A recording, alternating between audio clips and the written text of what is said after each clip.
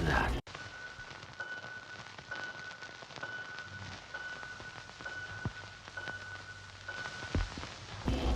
Die Maschine. On September 30th, 2020, the world got introduced to Die Maschine, the first map for Call of Duty Cold War Zombies. This map was the start to a soft reboot for the Zombies mode, both for gameplay and story. Call of Duty Zombies has come a long way and has spanned across different Treyarch titles and even other Call of Duty games like Infinite Warfare and World War II, becoming a staple to the series as its third game mode.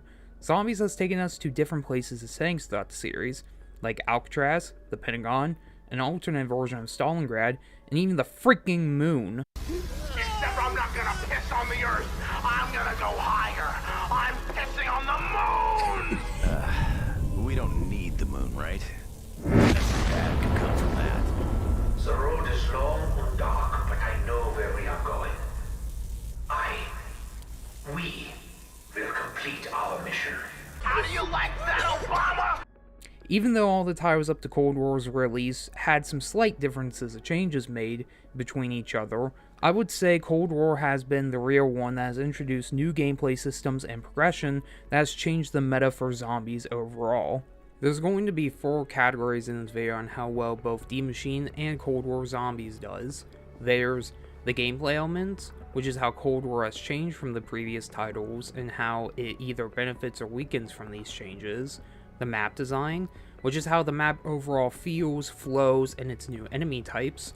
The main quest and story, which will cover the story aspect of the map and the events that unfold while completing the main Easter egg. We'll also be discussing how to complete the main quest and its steps in greater detail. Finally, I'll be doing the conclusion and my overall thoughts about the map. A couple things before we get started. For one, as of the time of writing this script, Cold War is finished and the next COD game is already out. So Firebase Z, Outbreak, Mauder Totem, and Forsaken are already out, and they have added new field upgrades, perks, score streaks, and equipment in the game since launch. However, for the sake of consistency, I'm only going to be talking about what was at launch with Die Maschine, so I won't be talking about things like Frenzy Guard or Mule Kick, etc. I'll be talking about those additions when I talk about the maps they're introduced in. Second, I'll be going over the gameplay, probably the longest out of any category in this video, since I haven't talked about COD Zombies before on this channel. I want to give more background information on certain elements of the gameplay. I would imagine whoever is watching this video has a basic understanding of zombies and how it works, but just to be safe, I'm going to be going over things a little bit more in depth in this video than I usually would, so just a heads up there. Now, with that being said, welcome to Die Maschine. Well, to kick things off, let's talk about one of the biggest changes that Cold War has brung: custom loadouts. From the beginning of Zombies at Noct all the way up to Revelations in BO3, we usually start the game with a pistol, usually a 1911 in most games. As you can imagine, it's not that powerful, but it usually can help get you enough points to buy a wall gun or hit the mystery box. It wasn't until BO4 where we can start the game with more than just a pistol. See, BO4 made a lot of changes to zombies, both in good and bad ways, but we'll see the more we discuss Cold War and its mechanics that it just takes a lot of inspiration from BO4 when it comes to its gameplay. Just to name a few examples: custom loadouts, specialist, drops having few more abilities in this game than previous, like the max ammo can actually refill your clip and your reserves, carpenters refilling your armor and repair windows, quick revive not being your main source of being revived, at least in solo, and the list goes on.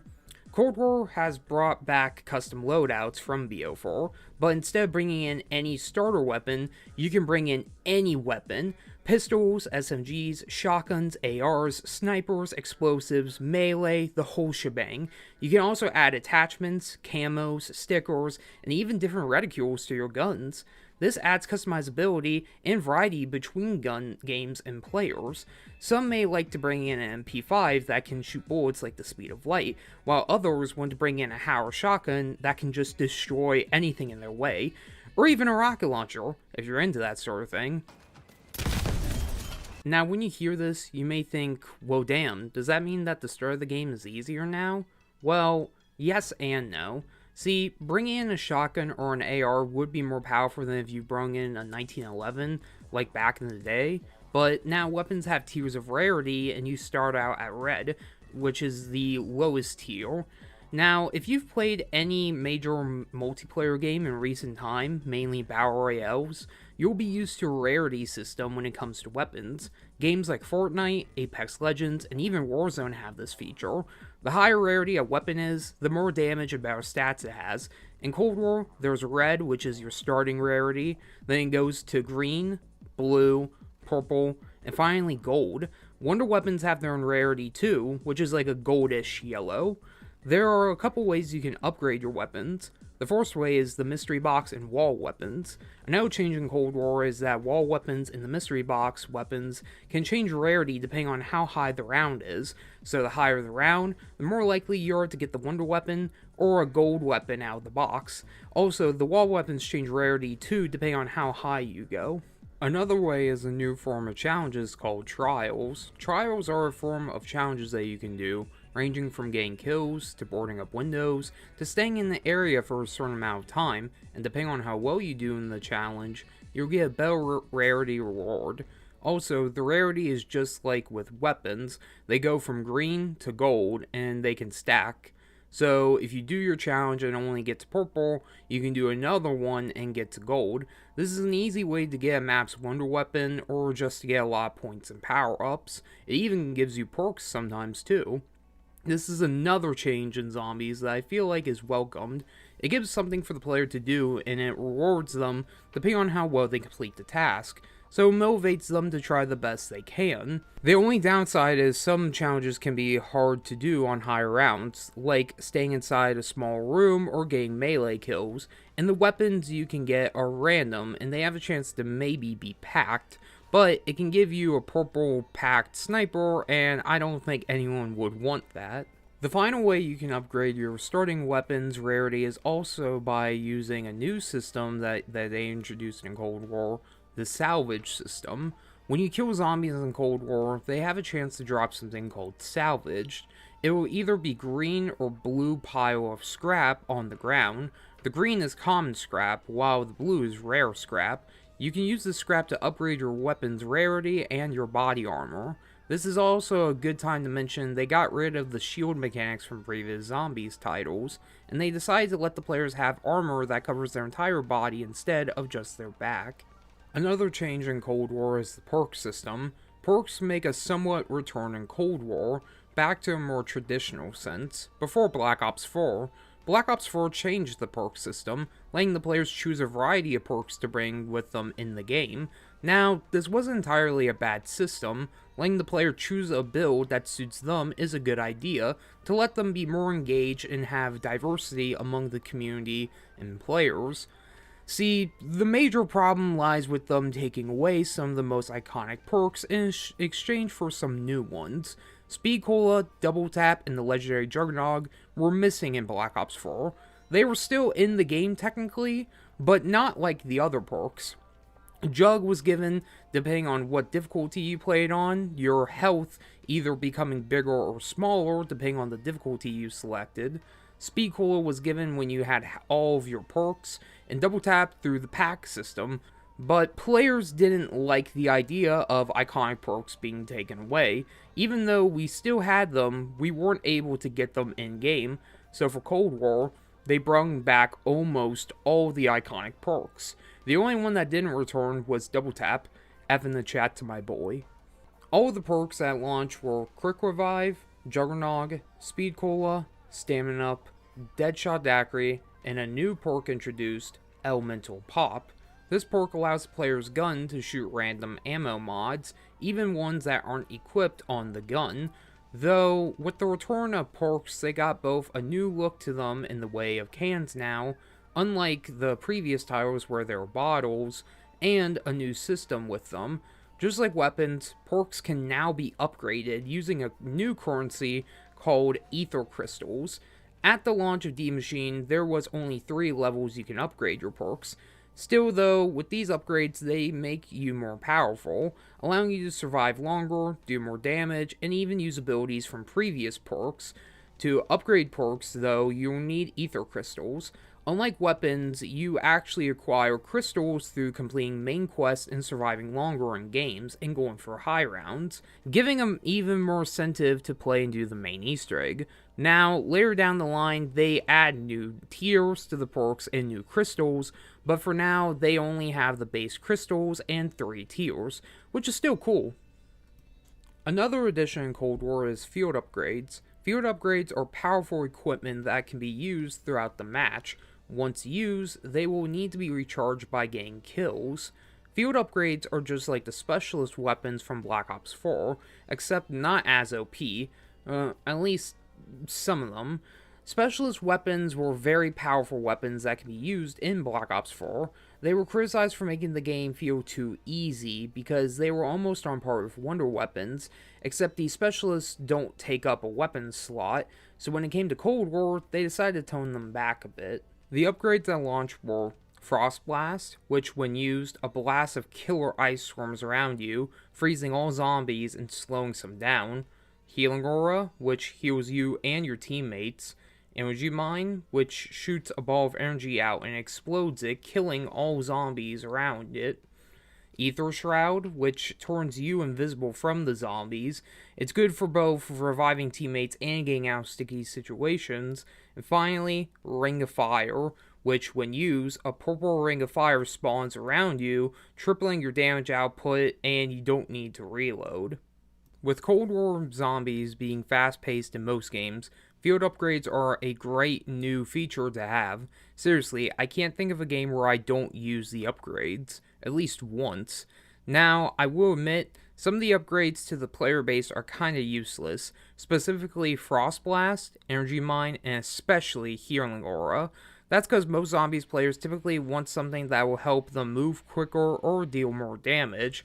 That's why Ring of Fire and Ether Shroud are used so often. Ring literally triples your damage, and Shroud is good for escaping deadly situations.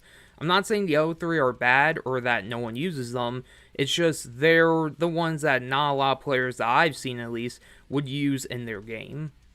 In previous Zombies installments, they had a set cast of characters for us to play as, from original characters like Primus and Victus, to a celebrity cast like in Call of the Dead and Mob of the Dead.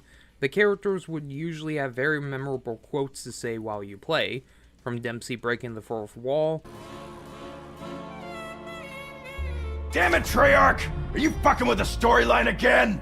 To the JFK gamer talking about turning power on. A journey of 1,000 miles begins with a single step, so hit the power! This added a new layer of relatability and care to the Zombies mode, having characters that we play as and try our best to stay alive for as long as we can. Hell, even Black Ops 3's story is about retrieving the Primus crew's souls in each map and trying to put an end to the Shadow Man and the undead. Then Cold War came by and just threw that out the window. Shut the fuck up, no one cares. Know your fucking place, trash. Yeah, so instead of a set cast of characters to play as, we now have operators for multiplayer, and to be honest, I get where the devs were going with this, letting the players have the choice of who they want to play as, but the execution was, well... Another zombie KIA. Threat neutralized. Enemy appears KIA. Targets removed. Silence. Big. Wasted them.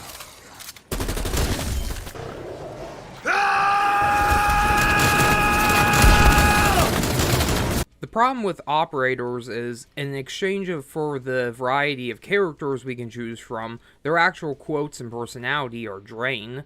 You feel like you're just playing as any other soldier.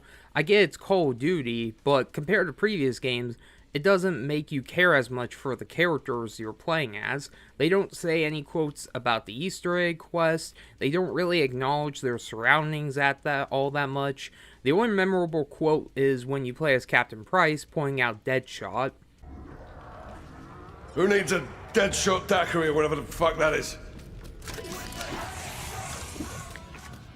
This is another decision that, in my opinion, hurts the mode. I remember loving to hear what the characters like Ultimus had to say about drinking perks and picking up power-ups, but now, in this mode, that personality is gone. Another reason that this game has operators is so that Activision can make that sweet moolah, since there's no season pass anymore, which kinda hinders the content we've gotten for Cold War, but I'll be talking more about that in a later video. Specifically, probably when I make the Outbreak video, or when I talk about how I feel about Cold War overall in the Forsaken video. Pack-a-Punch has been a main staple in COD Zombies since the release in World at War. For 5,000 points, this game changer of a machine lets you upgrade your gun, increasing its damage and ammo capacity. This one addition changed how we played COD Zombies, giving us something to spend out points on, and made high rounds a possibility. Pack didn't really change at all in Black Ops. In Black Ops 2, however, there were some weapons you can double pack, but that was for changing the reticule on the weapon, and nothing more. Black Ops 3 is where the pack really got an upgrade, with the introduction of ammo mods. After packing your weapon, you can pack it again for 2,500 points, and it will put a special ability on your gun. This special ability activates randomly when shooting at zombies. There's Deadwire, Fireworks, Thunderwall, Blast Furnace, and finally, Turned. Deadwire is similar to the Wunderwaffe, as it can stun and kill a group of zombies, but just on a smaller scale. With Fireworks, a pack of fireworks spawn where it activates and starts going off, killing all zombies around it. Thunderwall is just like Deadwire, where it's just a smaller version of a wonder weapon, except this wonder weapon is the Thunder Gun, and when shooting at zombies, it can have a potential to blow them away. Blast Furnace explodes zombies into a fiery flame, and finally, there's Turn, which turns zombies into allies for a little bit. With the zombie affected by the mod will defend you and attack other zombies, Floyd Mayweather style. Cold War Zombies brings back both the pack machine and ammo mods, though they work slightly different than they did in Black Ops 3 and 4. For starters, you can pack your weapon 3 times in this game, first starting at 5,000 points, then 15,000 points, and finally a whopping 30,000 points. Ammo mods are 2,500 points, and now can be manually selected on your gun, then just randomly giving you a random ammo mod, like in BO3 and BO4. This is a good change, especially in Cold War's case, since some ammo mods actually do more damage to certain types of enemies than others. For example, on Die Maschine, the special enemy type is the Megatons and Plaguehounds, which you can get bonus damage on them if you use Deadwire and Napalm Burst, respectively. When you first get dropped off into the map, you'll see a waypoint icon. Following the icon will lead you to power and will show you how to unlock the Pack-a-Punch. This is another new mechanic Cold War has added. In previous zombie titles, you had to just guess on what to do and where to go. The characters would sometimes say stuff that would hint at what to do, but if you're not listening, then it may be a struggle trying to figure some things out. This has always been a problem in zombies, the lack of communication on where to go. What to do has led many players, myself included, to either give up or go online and look up guides and watch videos on YouTube on how to do main quests and how to turn pack on, etc. Now, they still don't tell you how to do everything in Cold War. The waypoint will only take you so far, getting you to turn power on and pack, and that's about it, leaving the rest up for the player to find out. I still think this is a good change, since this lets new and bad players have a better chance to survive in the maps, and show them the way around. All round-based maps in Cold War make you go through the entire map to get to pack. This helps players learn the layout and get the hang of it in a few matches. This would have been very useful in maps with big layouts like Origins and Shadows. Zombies also has a mini-map now, and it can show you where zombies are, allies, items, locations, etc. Just like multiplayer, zombies also have medals now, just like multiplayer. Yeah, so something I've noticed off the bat when starting Cold War is that Zombies feels a lot more multiplayer-ish, if that makes sense. I mean, the addition of the minimap, score streaks, medals, waypoints, hell, there's not even a certain crew in this Zombies, it's operators for multiplayer, and you can make full custom loadouts just like multiplayer. This is a personal gripe I have with this Zombies. It doesn't entirely kill the mood for me, but sometimes in these matches, and especially in Outbreak, but more on that in the Outbreak video, I feel like I'm playing a game mode in multiplayer sometimes and not Zombies, if that makes sense. I do love Cold War Zombies, but sometimes it can be a bit disconnecting, playing the mode sometimes, especially comparing it to previous zombie titles. Zombies and multiplayer have always felt different from one another, but this is the first game in the series where I felt there was a lot of similarities between the modes. Some may love it, some may hate it. I just wanted to point it out, because that was something I noticed a little after I started up Cold War for the first time when it launched. Alright, so this section of the video is getting pretty long, and I still have to talk about the story and the map design. So I'm going to be going over quickly some other changes that Cold War has brung to wrap up this section. Parkour is now a thing. Gone are the days of getting stuck between a fence or a small gap. This edition adds new mobility and new ways of escaping zombies. In BO1 and 2, if you got stuck in a corner, you were just fucked. But in this game, you can literally just hop over railings, and you can just, like, jump over obstacles, and you essentially have more freedom in the way you can move in Cold War, and you're more slippery than you were in any other game. I talked before about how you can upgrade perks. Well, you can also upgrade weapon classes, ammo mods, and field upgrades using the ether crystals. Upgrading these will do things like increase damage on some weapons and ammo mods. It will also add some new abilities to field upgrades, like new ways of defense and preserving ammo. You can now pick up equipment or craft it using salvage at a workbench. You can also use score streaks, like I said previously, to help you get out of sticky situations, especially the chopper gunner. That thing's just OP as hell. Exfilling is now an option. There has always been two ways of ending a zombies match, either letting the zombies kill you, or do the main Easter egg. Not all maps have an Easter egg, however, so the majority of the time you're probably gonna just die to zombies. But now in Cold War, you can actually end the game without killing yourself. Every 5 to 6 rounds, Weaver will tell you a chopper can come and pick you up. All you have to do is answer the call. When trying to exfil, you have a horde of zombies you have to kill before getting on the chopper, and you're on a time limit. If you fail to kill all the zombies, the chopper will crash and explode, and you have failed the exfil and ending your game. Kill all the zombies, and you can leave unharmed. This is a nice addition they added. It sucks going back and playing some of the old zombie games, and even if you have a fully packed weapons, all your perks, and a million points, you'll have to die in the end to end the game. But now, you don't have to. Besides surviving, you also get bonus XP for escaping alive, so that's a nice touch. Finally, zombies have a health bar now. It's nice knowing how much damage you're doing to a zombie and how close it is to being dead. Overall, I think the changes brung to Cold War were a welcome change, for the most part. The weapon tiers, perk rework, field upgrades, armor and salvage system are great. It gives something for the player to grind towards and do while playing the game, and not just mindlessly kill zombies, using salvage, the pack, and perks to get your weapons and you to their full potential. However, the only exception to this in gameplay is there's no set crew. The use of operators is a little upsetting, but besides that, I would say Cold War has some of the best and most addicting gameplay in the series. Throughout the history of COD Zombies, we've seen a big variety of map designs throughout the years, from the simplistic layouts of maps like Noct and Verrucht, to the huge scale environments like Origins and Shadows of Evil. A map's design is aimed around the idea of what its settings and themes are.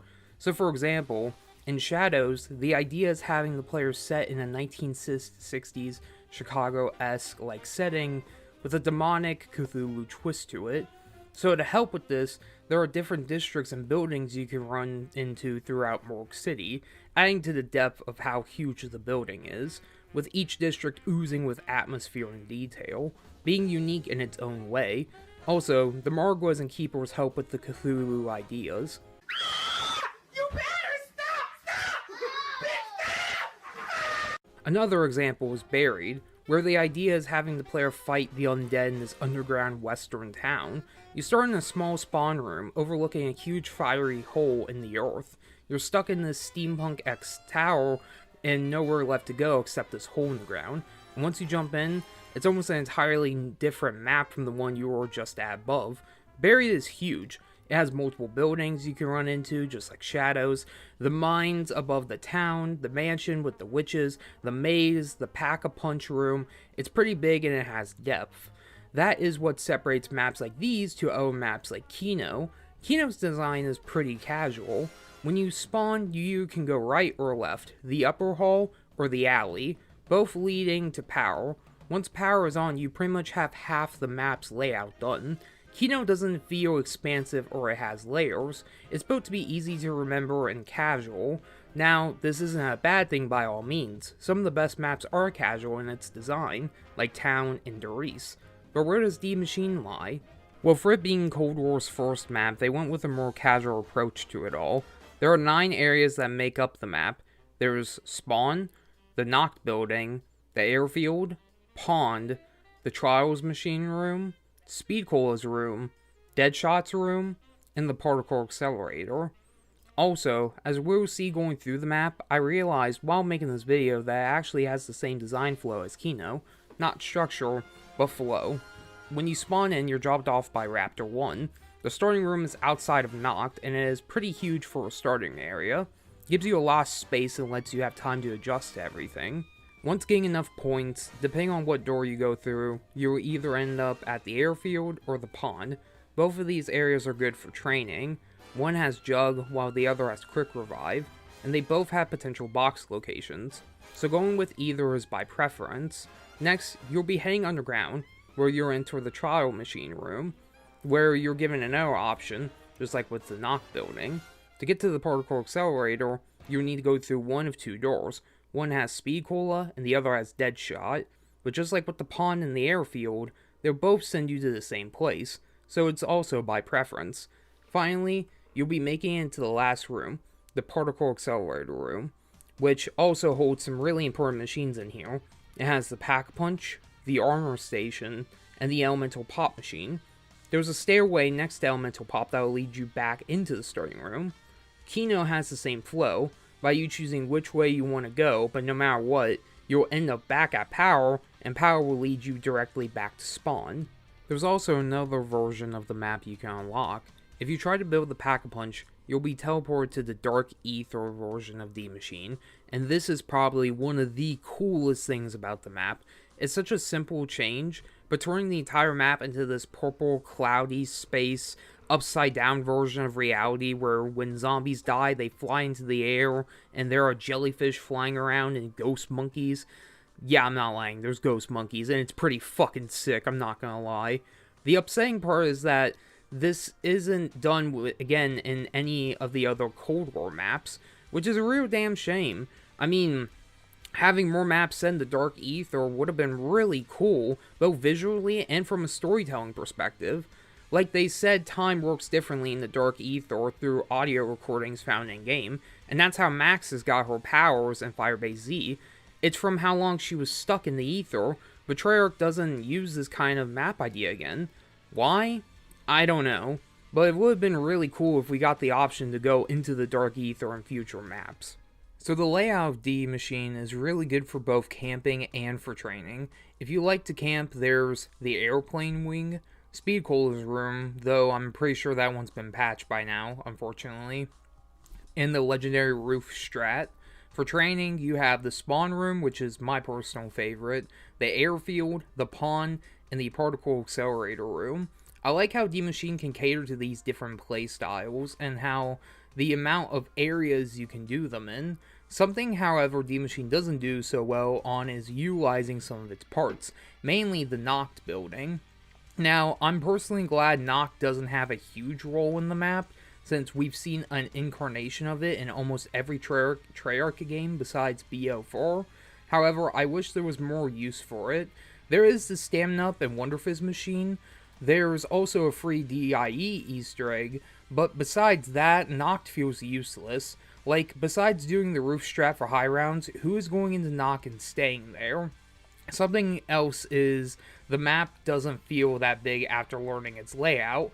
Now, you can say this for a couple maps.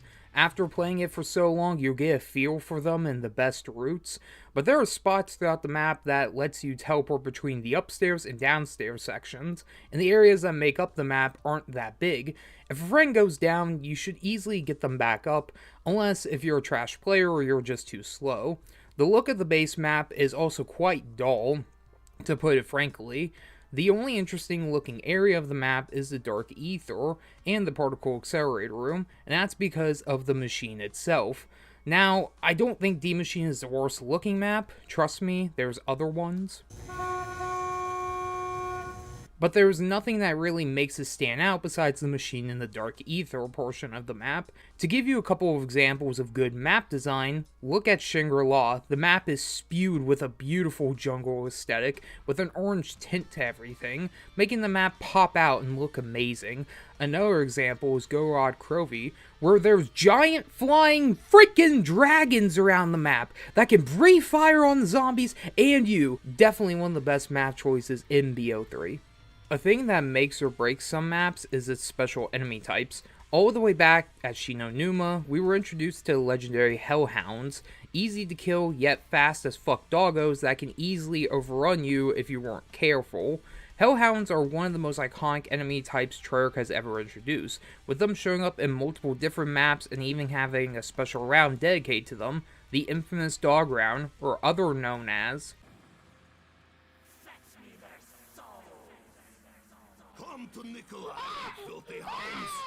The dogs were just the beginning though. There's been so many different type of boss zombies throughout the series, from napalm and shrieker zombies to monkey zombies, to heavily armored zombies like Brutus, the Russian Manglers, and the Panzer. There's been others like monsters, robots, and even humans like the Pentagon Thief, and even the legend himself, George A. Goddamn Romero, the godfather of the zombie genre. So for Die Maschine, they introduced two new enemy types, the Megaton and the Plague Hound. The Megaton is a big brute in a radiation suit, and he can throw nuclear balls of energy at you for range attacks, doing little damage over time, or he can get up close and personal and smack you, which deals huge amount of damage. Once killed, he splits into two beings that are weaker than his previous form, but are faster in comparison. The Megaton is probably one of the most annoying enemies in Cold War. He's the only enemy that doesn't truly die after death. He just comes back as two split bodies, and they can be annoying to deal with, since they also radiate energy that can harm you if you stand near them, and their smacks can send you flying.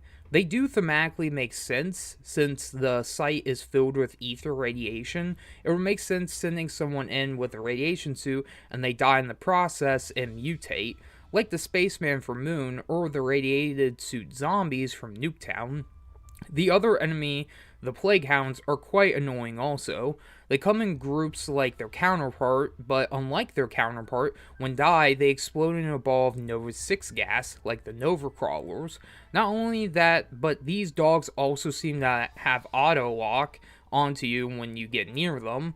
I don't know what changed, but dogs before will chase you and sometimes miss. But the Plague Hounds almost never miss, and it can be really frustrating having a group on you, killing them, then not being able to see anything because of the gas left behind. Overall, I find the new enemy types to be really annoying, probably some of the most in Cold War, but I still do enjoy them being there. We've had far worse enemies in the past, but these don't hold a candle to those. Comparing Die Maschine to previous launch maps, I would put it up there as one of the best. Sure, I think Kino, Shadows, and even Town are great, though to the casual player, some of the launch maps can be very difficult and hard to get into.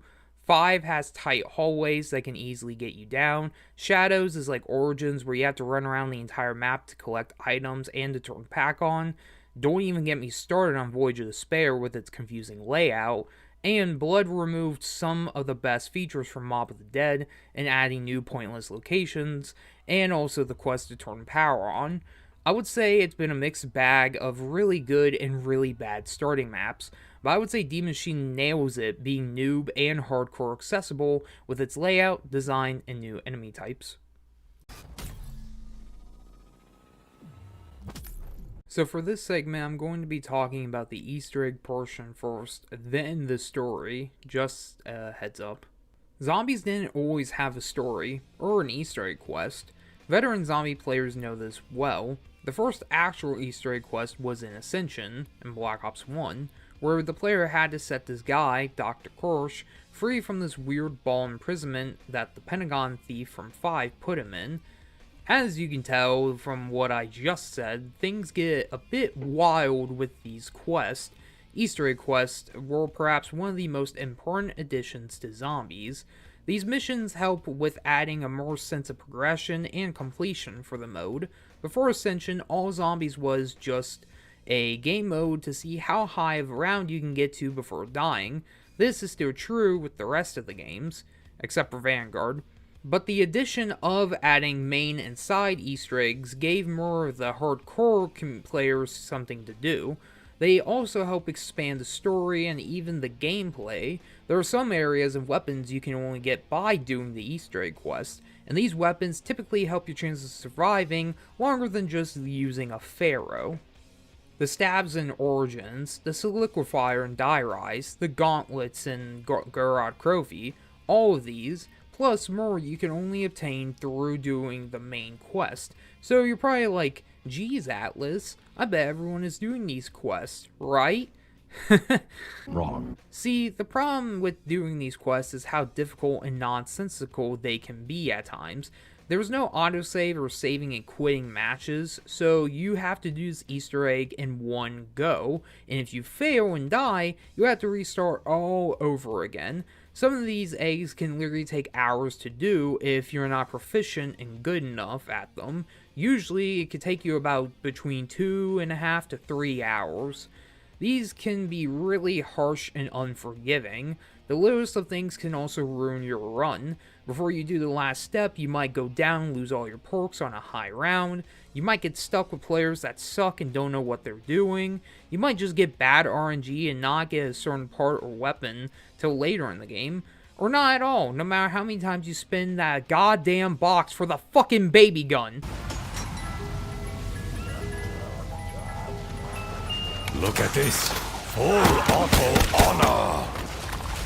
So many things can come in and mess up your game, and the steps can be difficult. From Simon Says on the Moon, to Morse Code and Blood of the Dead, to defending locations for a certain period of time, or filling a soul box in a bad position. Also, nothing pops up on your screen when you complete a part of the quest, like a mission would in a campaign.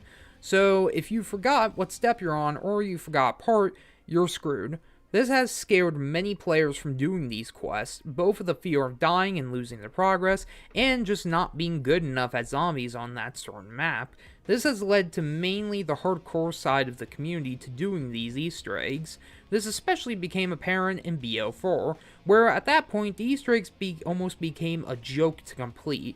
The reason being, the steps for the eggs were just totally out there. From having to map out stars in Voyage of Despair, to doing both Morse Code and Simon Says in Blood of the Dead, to having to reach around 115 in Classified just to get the ending cutscene. These eggs are extremely difficult to complete, especially in solo. So when it came to the Die Maschine Easter egg, they made it much more simple and easier to complete.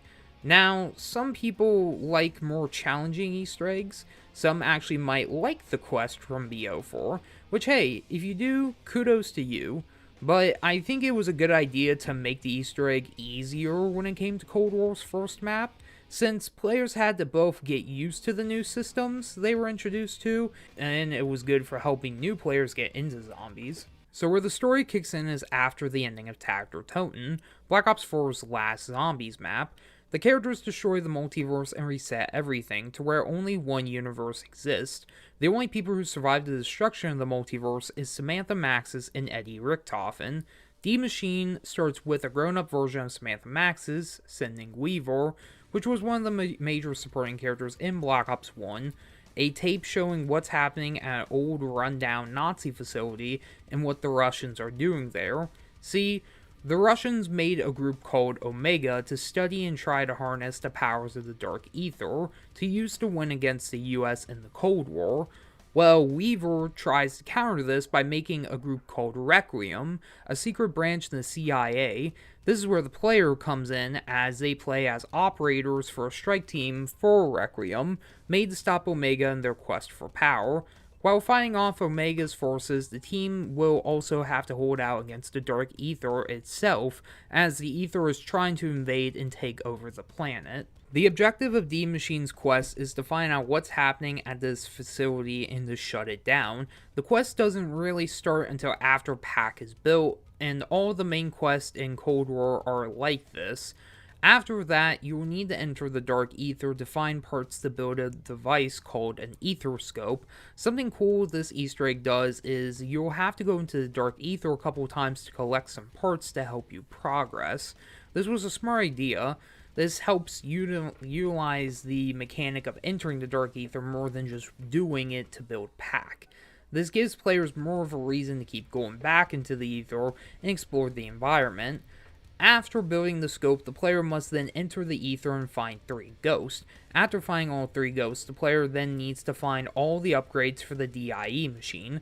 Now this step kind of reminds me of Origins, how in Origins the stabs played a big part in the egg, and how half of it was spending time building and upgrading the stabs. The same is here, except you can acquire the wonder weapon in either a side Easter egg or from the box. Getting the upgrades for the die is also kind of fun. There's Shockwave, which is its basic form, Cryo, Electric Bolt, Thermal, and Nova 5. Cryo and Electric shoot out beams, while Shockwave, Thermal, and Nova 5 shoot out a ball, all useful in their own way, but personally, I like its default form the most. If you're skilled enough, you can collect all the parts for the upgrades early on in your game, so you can save yourself the time doing them later. After collecting all the upgrades and working on some maintenance, you then need to lure a Megaton into a test chamber, and doing so will turn the Megaton back into a human. This human's name is Olaf. After some convincing, Olaf helps you destroy the facility. This is where we get the ending of the egg, and at launch, this step was pretty difficult. It still can be if you don't know what you're doing, but you have to protect Olaf while he works on setting the facility to self-destruct. While he's doing that, you're gonna have a ton of zombies, plague hounds, and megatons on your ass. So my advice is always keep on the move and make sure Olaf doesn't have zombies around him. If he does, he will stop working on the machine. After 3 times of defending Olaf, he was successfully set to station on self-destruct, and you will need to run back above ground and meet Raptor 1 to pick you and your team up and escape.